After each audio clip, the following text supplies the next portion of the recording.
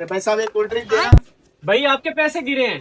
अरे भाई साहब 100 नहीं 500 रुपए थे। भाई 100 ही गिरे हैं। और भाई साहब घर से मैं 100 रुपए नहीं 500 रुपए लाया था। भाई घर से लाए होंगे 500, लेकिन इधर 100 ही गिरे हैं। और भाई ये बकवास कर रहा है, मैं घर से 100 रुपए नहीं 500 रुपए लाया था। मेरी जेब भी खाली है, चेक कर ले। भाई भलाई को तो जमाना ही नहीं है। और कौन सी भलाई, ये बकवास कर रहा है, झूठ बोल रहा है। जब मैं घर से 100 रुपए नहीं 500 रुपए लाया था, तो ये 100 रुपए मुझे दे रहे हो। 400 रुपए आपने जेब में रख लिए होंगे। भाई नहीं, मैंने नहीं रखे जेब मैं में। आपकी तलाशी लूंगा। दो भाई इधर मेरे पैसे हैं। अब भाई चेक तो करने दे।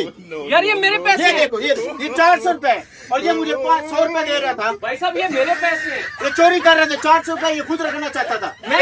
एक कोल्ड ड्रिंक दो। मैं इसको देने आया था, ये मेरे पैसे हैं। नहीं भाई ये मेरे पैसे हैं। भाईजान ये मेरे पैसे हैं। चल बात। कैसे कैसे लोग रहते हैं, भलाई का तो जमाना ही नहीं रहा। चल निकल, दफा चोरी करने आता है।